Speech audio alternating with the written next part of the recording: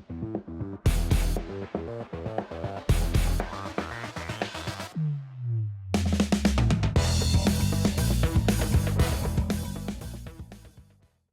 guys, welcome back to the channel. Thanks for tuning in. As you can see, it's a really nice day. It's mid-November, it's low 50s, a little bit of wind, full sun.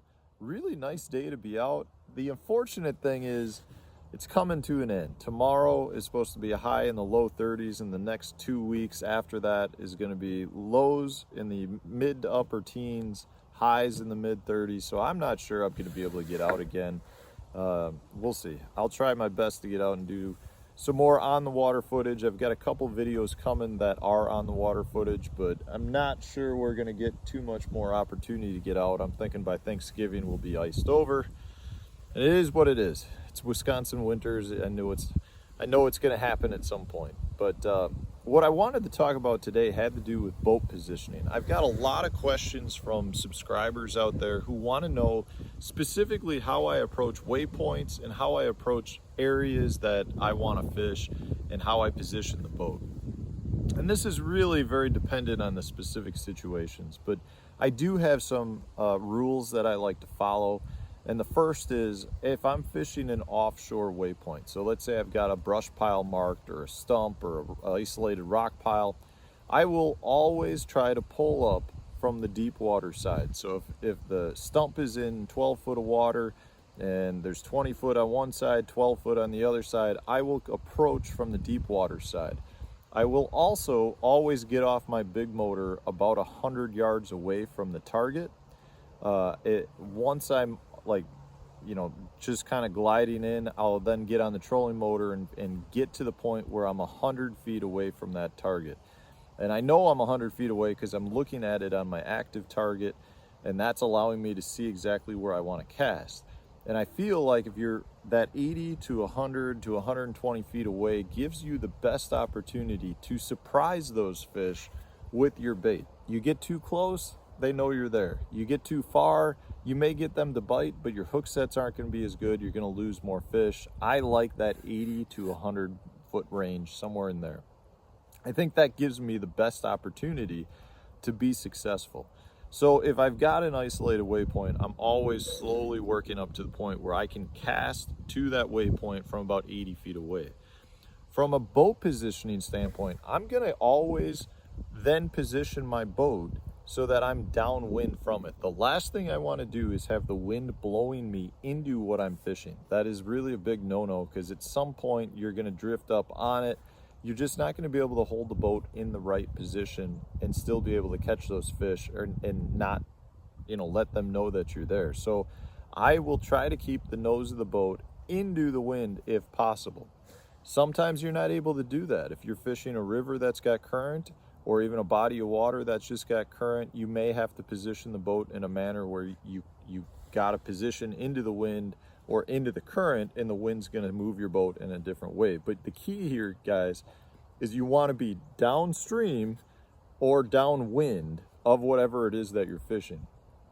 Because at that point, if something happens, you're just going to get pushed further away from the fish, and you can then pull back up to those fish later without spooking them. You do not want the wind or the current to push you up onto those fish, because it's just going to lead to you maybe catching one or two, but you're going to spook the rest of the fish and you're going to end up missing out. So that's a big key. If I'm pulling up to, say, a stretch of shoreline or a stretch of docks that I want to fish, it's kind of mixed. If I've got a long stretch here, guys, and I know that I've got it to myself, I'll set up on the furthest point downwind side of where I want to fish.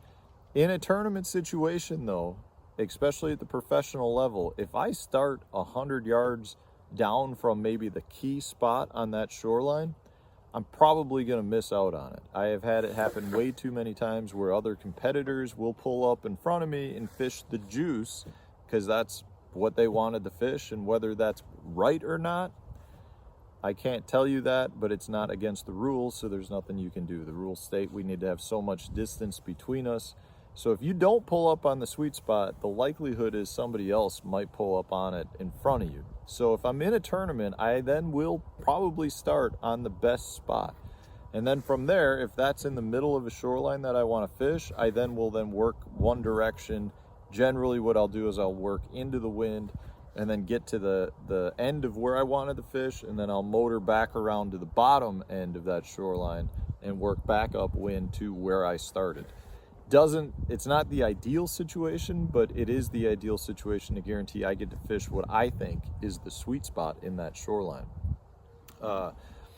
You know, so it's kind of situational, but the whole key here is do not pull right up on what it is that you're fishing. So, you know, another good example is if you're out graphing and you put a waypoint down on a rock pile, you need to be aware that that rock pile is where the waypoint is. So you do not want to put the boat on your waypoint. You want to stay way, you know, a cast length away from it.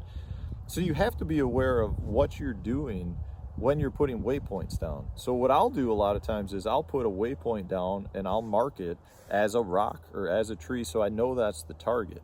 I'll also then put a waypoint down where the boat was positioned if I got bit, because that will help me know where I was casting from. There are times when casting angles really matter. Generally, the times that's the most important is if you've got current, and I don't mean necessarily river current, I'm talking just current from wind direction. Those fish will be facing into the current. So you want to be aware of that. Again, so if you've positioned downstream and you're fishing, say, an isolated rock, the fish are probably going to be between you and the rock because they're downstream as well, downwind.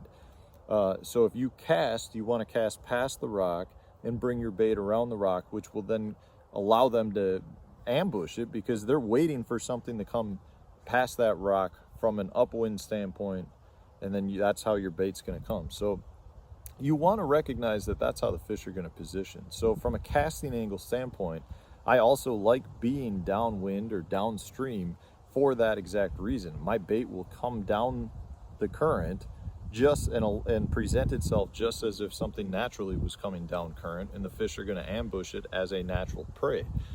So you want to be aware of that. If you don't have current flow in that situation, say you're fishing an isolated stump, again, I prefer my bait to come from shallow to deep water, because generally speaking, in my opinion, the fish will be sitting on the deep side of the stump, or if there's a washout hole, in the washout hole, and they're waiting for something to come over their head. So if the bait's coming from shallow to deep, your bait's going to come over the head of those fish because the bait is coming from the shallow spot. If it were coming from deep, you know, say you're throwing a square bill and you're banging the bottom and you're coming from deep to shallow, you don't ever have that point where it's going to break off anything and allow the fish to really get a good shot at ambushing that. And what I mean by that is if you're coming from shallow, so you've got a shallow flat that drops off, the bait's coming over the top and then has to refine the bottom. Well, this spot right here is a really prime area for the fish to target it because it just broke off the bottom, and that's where the fish are going to be sitting. So if there's no current around, I'm going to try to make my cast so that I'm bringing my bait from shallow to deep. I feel like that's a better way to generate strikes. So those are kind of my hard, fast rules when I'm out. If I've got isolated waypoints or stretches of shoreline that I want to fish, generally speaking, the best thing you can do is just position the boat into the current or into the wind so that you don't ever float up and ruin your spots. And when you're casting, you want to make sure you're a decent cast length away so that you're giving the fish the best opportunity to ambush your bait or think they are without knowing that you're there. So that's my advice to you guys. I hope that was helpful. If it was, hit that like button, subscribe to the channel. Stay tuned for tomorrow's video.